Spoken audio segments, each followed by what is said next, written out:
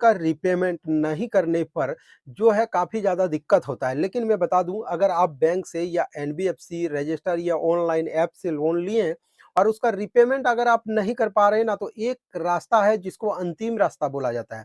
और उस उपाय को करने के बाद, उस रास्ता को अपनाने के बाद आपका लोन का टेंशन पूरी तरह से खत्म हो जाएगा और वहाँ पे बहुत कम पैसा आपको वहाँ पे भरना होगा, लगभग नहीं के बराबर ही पैसा भरना होगा। तो जिन भी लोगों ने लोन ले रखा है और उनको लग रहा है कि मैं पैसा चुकाने में असमर्थ हूँ, मेरे पास पैसा नहीं है, मैं पूरा पैसा चुका नहीं पाऊँगा, उनके लिए ये वीडियो मैं बना रहा हूँ। और इस वीडियो के अंदर मैं आप लोगों को बताने वाला हूँ कि अगर आप किसी भी रजिस्टर्ड कंपनी से लोन लिए और उसका पैसा नहीं चुका पा रहे हैं, तो कंपनी के पास क्या राइट है, क्या अधिकार है, क्या वो आपके खिलाफ लीगल एक्शन लेता है और लेता भी है तो कितना दिन में लेता है। और अगर कोई कंपनी आपके खिलाफ जो है लीगल एक्शन ले भी ले, तो आपको क्या उपाय करना चाहिए और जो कस्टमर है जिन्होंने लोन लिया है उसको क्या अधिकार है। यानी कि पूरा डिटेल्स में आज हम बात करने वाले हैं कि लोन का रीपेमेंट नहीं करने पर क्या होगा और लोन का जो पैसा लिया गया है उसको कैसे कर कर मतलब जो समाप्त किया जाए, जैसे कि लोन का टेंशन ही पूरी तरह से खत्म किया जाए, उसी बारे में आज बात करेंगे। तो चलिए वीडियो शुरू करते हैं।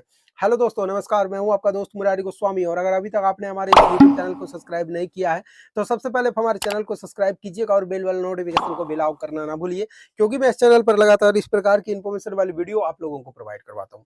तो फ्रेंड देखिए, आप बैंक से लोन लिए हैं तो वहां पे आपको सिक्योर लोन मिलता है, ठीक है। लेकिन अगर आप किसी एनबीएफसी रजिस्टर कंपनी से लिए हैं, एनबीएफसी रजिस्टर कंपनी का मतलब हो गया जैसे कि क्रेडिट बी, धानी, किस्त, रुफिलो, जो प्ले स्टोर पर अवेलेबल है और जिसका डाउनलोड मिलियन पर है और वो कंपनी एनबीएफसी से रजिस्टर है। ऐसे कंपनी से लोन लेने के लिए आप अपना डॉक्यूमेंट्स उनको देते हैं, जैसे कि पैन कार्ड, आधार कार्ड, बैंक डिटेल्स, और ये सारा डिटेल्स देने के बाद आपको लोन मिलता है। लेकिन यहाँ पे मैं आपको बताऊं, ये जितने भी लोन है ना जो प्ले स्टोर से दिया जाता है, जो एप्स के माध्यम से लेते हैं, जो आप गूगल से सर्च कर कर लेते हैं, जिसमें आपको कोई गारंटी नहीं मांगा जाता है, कोई प्रॉपर्टी आपसे नहीं दिखाने के लिए बोला जाता है, तो ऐसे लोन को आरबीआई क्या कहता है, अनसिक्योर्ड लोन, ठीक है। अब अनसिक्योर्ड लोन का अलग फंडा है और सिक्योर्ड लोन का अलग फंडा है।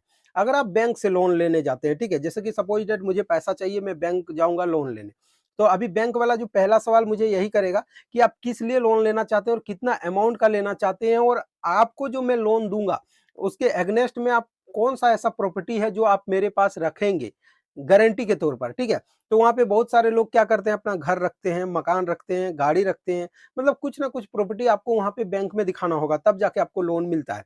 और बैंक के पास ये ऑथराइज भी है, ये उनको दिया हुआ है, कानून में ये प्रावधान भी कि अगर कोई डिफॉल्टर जो लोन नहीं भर पा रहा है, अगर वो पैसा चुकाने में असमर्थ है, तो उसका जो प्रॉपर्टी है उसको जब्त किया जा सकता है। ऐसा उन लोगों का अपना कानून है, सरकार ऐसा कर सकता है। लेकिन क्या एप्स लोन से लोन लिया गया, अगर आप पैसा चुकाने में असमर्थ हैं तो फिर क्या इसी प्रकार का उनका भी प्रोविजनल है। तो इसी चीज को मैं आज आपको क्लियर कर दूंगा, क्योंकि मैंने यूट्यूब पर बहुत सारा वीडियो देखा, उसमें हर एक वीडियो में गलत इंफॉर्मेशन आप लोगों को बताया गया है। अब देखिए, गलत इंफॉर्मेशन का इफेक्ट भी काफी ज्यादा होता है, क्योंकि आप लोग क्या करते हैं, ज्यादातर यूट्यूब वीडियो पर भरोसा करते हैं, और यूट्यूब वीडियो में जो आप देखते हैं, जाहिर सी बात है उसमें कितनी सच्चाई है ना, इस चीज को जानने के लिए आपको रिसर्च करना चाहिए, क्रॉस एग्जामिनेशन करना चाहिए। जैसे कि मैं भी अगर कोई इन्फॉर्मेशन दे रहा हूं ना, इसका मतलब ये नहीं है कि मैं आपको सटीक ही बता पाऊंगा। इसका मतलब ये है कि आपको सबसे पहले मैं जो भी बात आपको बोल रहा हूं उसको गूगल में रिसर्च कीजिए, ठीक है। गूगल में रिसर्च कीजिए, अगर गूगल में आपको सही डाटा मिल रहा है कि नहीं, बिल्कुल सही जानकारी है, फिर जाके आपको यहाँ पे बात मानना है, ठीक है। तो अब चलिए बात करते हैं कि अनसिक्योर्ड लोन का रिपेमेंट नहीं करने पर क्या होता है और वो कौन सा रास्ता है जिसको अपनाने के बाद आपका पूरा लोन का ही टेंशन खत्म हो जाएगा। तो अनसिक्योर्ड लोन बेसिकली जो एप्स प्रोवाइड करवाता है वो किससे ऑथराइज होते हैं, आरबीआई से, और आरबीआई ऑथराइज करता है एनबीएफसी को, और ये जितने भी लोन एप्स है सभी को रिपोर्ट करना होता है एनबीएफसी को। और आरबीआई का नियम, जो सबका बाप है ना, वो है कौन है, वो है आरबीआई। आरबीआई का बात बैंक को मानना है, एनबीएफसी को मानना है, लोन एप्स को मानना है, सबको मानना है, आपको मानना है, हमको मानना है, मतलब टोटल जितना भी प्रावधान है वो आरबीआई फिनेंस रिलेटेड सभी फैसला जो है वही करता है। क्या नियम है नहीं है वो वही करता है। और आरबीआई साफ साफ कहता है कि अगर आप लोन चुकाने में असमर्थ हैं तो कोई सटीक ठोस आपके पास कारण होना चाहिए, वजह होना चाहिए। ऐसा नहीं कि आपने शौक से लोन ले लिया, पैसा आप नहीं दे रहे हैं, जानबूझकर पेमेंट नहीं कर रहे हैं, तो उस केस में आरबीआई आपको कोई भी मदद या छूट नहीं देता है। लेकिन सपोज़ दैट अगर मैं किसी ऐप से लोन लिया हूँ और सपोज़ दैट मेरा स्थिति कुछ ठीक नहीं है, आर्थिक स्थिति खराब है, मेरे परिवार में कोई ऐसा दिक्कत चल रहा है जिसके लिए मुझे पैसे की काफ़ी ज़्यादा ज़रूरत पड़ता है और मैं लोन चुकाने में असमर्थ हो रहा हूँ, या तो फिर ऐसी कंडीशन भी हो सकता है जहाँ पे मेरा खुद का कोई एक्सीडेंट वगैरह हुआ हो, तो वैसे कंडीशन में अगर आपके पास जो है ठोस कारण है लोन नहीं देने का, तो फिर वो कारण बता के आप कंपनी से टाइम ले सकते हैं। ऐसा नहीं कि आपको लोन नहीं चुकाना है, लोन आपको चुकाना है, लेकिन वहाँ पे आपको टाइम मिल जाता है। जैसे कि मान लिया जाए कि आपका लोन का पेमेंट 3 महीना में करना है, लेकिन आप ठीक-ठाक स्थिति में नहीं है, आप नहीं कर पा रहे हैं। तो ऐसे कंडीशन में आप कंपनी से और 3 महीना माँग सकते हैं। उसके बाद कंपनी अगर आपको टाइम नहीं दे रहा है, ठीक है? तो आप निश्चिंत रहिए, कोई भी लीगल एक्शन अगला 3 महीना तक नहीं होगा। क्योंकि जो भी लीगल एक्शन होगा, जो भी होगा उसमें एक वेरिफिकेशन भी होता है और वेरिफिकेशन में आप ये चीज़ जो है वहाँ पे सर्टिफ़ाइड कर पाएँगे, जो नहीं मेरा इस तरह का प्रॉब्लम है, इसके लिए मैं लोन का रिपेमेंट नहीं कर पा रहा हूँ। तो ये तो है कि आप अपना दिन को कैसे आगे बढ़ा सकते हैं। अगर रियलिटी में कोई दिक्कत है, कोई प्रॉब्लम है, तो बिल्कुल डरना घबराना नहीं है, आरबीआई ने साफ कहा है, ठीक है? दूसरा बात दूसरा बात भी यहाँ पे मैं आपको बता रहा हूँ, अगर बार-बार कोई भी लोन रिकवरी वाले एजेंट, संस्था, बैंक कोई भी अगर आपको बार-बार कॉल करता है, परेशान करता है, तो वो भी चीज़ गलत है। इसके खिलाफ भी आप आरबीआई में जाकर कंप्लेंट दे सकते हैं।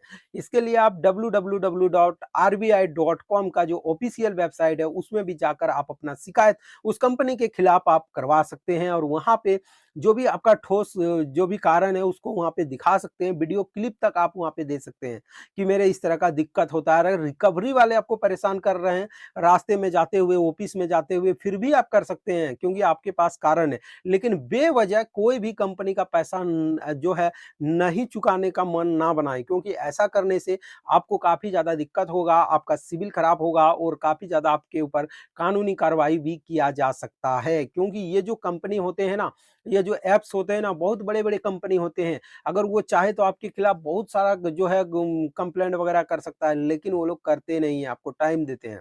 अब यहाँ पे बात करें कि ऐसा कोई इंसान है जो कि पैसा चुका ही नहीं पा रहा है, ठीक है? ऐसे कंडीशन में क्या करना चाहिए?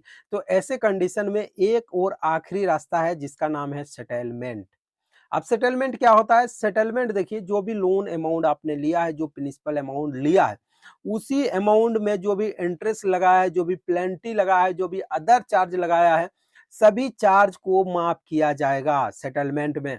उसके बाद जो प्रिंसिपल अमाउंट है, जो आपने लिया है वास्तव में जैसे कि 10,000 का लोन अगर आपने लिया है, इंटरेस्ट, पेनल्टी, अदर चार्ज लगा के वो उसका जो पूरा अमाउंट है 15,000 हो गया है, तो आपका 5,000 माफ हो जाएगा और 10,000 पेमेंट आपको करना होगा।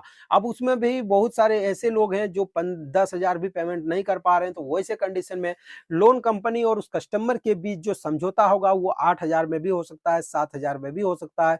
ऐसे करके आप अपना लोन को बिल्कुल क्लियर कर सकते हैं, लेकिन लोन सेटलमेंट करने में एक परेशानी है और एक नुकसान भी है आपको। यहाँ पे आपका सिविल रिपोर्ट होगा और सिविल रिपोर्ट होने से आपका सिविल डिक्रीज होगा और डिक्रीज होने के बाद आपको जो है लोन मिलने में काफ़ी परेशानी होगा। यानी कि मैं कहूँ तो सेटलमेंट होने के बाद भी वो आपके सिविल में दिखेगा कि आपने जो है सेटलमेंट किया है। इसीलिए मैं कह रहा हूँ कि रास्ता सिर्फ एक ही है सेटलमेंट का, लेकिन वो लास्ट और अंतिम रास्ता है।